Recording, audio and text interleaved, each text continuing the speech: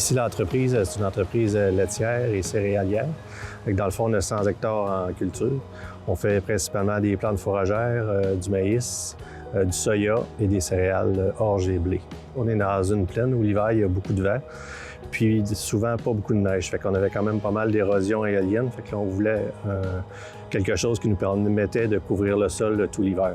Ici, dans le champ, ce qu'on a fait, c'est un champ qui était en orge, qu'on a récolté tôt, vers le 20 août.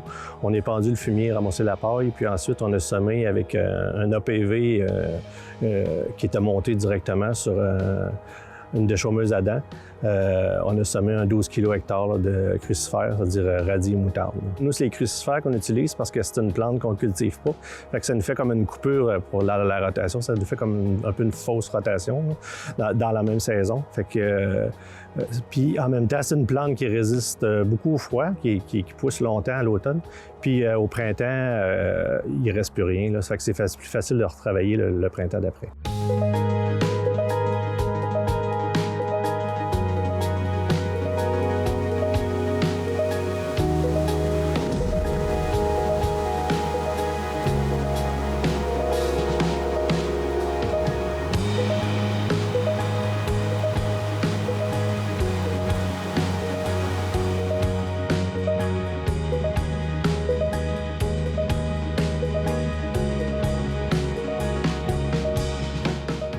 Oui, ici, c'est une entreprise laitière de 275 acres, puis on met du maïs en silage en rotation avec du foin surtout pour l'alimentation du bétail, puis aussi on a du seigle puis du blé grainé.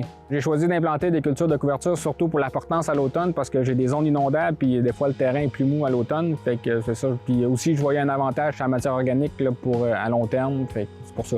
Dans ce champ-là, ici, j'ai fait un test, c'est un petit morceau, fait que j'ai essayé de faire déchaumer puis pas l'arroser. Puis 3 jours plus tard, j'ai repassé à la déchaumeuse avec la PV pour mettre un engrais vert. Mais la majorité de mes champs, je les ai brûlés au Roundup, puis j'ai mis une semaine plus tard, mettons, l'engrais vert avec la PV.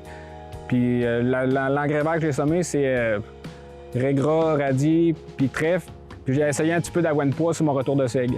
À date, je vois que ça fait un beau couvert végétal, puis l'érosion, je pense qu'il y a des places, des côtes, puis l'érosion va moins, le terrain va moins se miner, puis aussi, surtout, la portance, quand on fait du maïs en silage, en intercalaire, là, ça fait super bien, là, ça reste mieux, ça porte mieux. Là. Mon plus gros défi, moi, c'était surtout la gestion du temps. Là. Je voulais pas rallonger la culture, là, fait que pour moi, j'ai arrêté de labourer, puis j'ai commencé à faire du déchaumage, puis j'ai mis un APV sur la déchaumeuse, puis là, ça me prend moins de temps qu'avant, dans le fond, parce que ici, ça ferme, on est occupé pas mal, puis le temps, c'est quand même important. Là. Si on met 2 jours pour faire semer les engrais verts, c'est 2 jours importants au printemps qu'on a besoin. Bien, le conseil que je donnerais à quelqu'un qui veut commencer à faire des engrais verts, c'est de ne pas avoir peur de faire des tests, puis de recommencer, même si on fait des échecs, ça arrive des fois, mais je veux dire, à la majorité, on réussit bien. Là.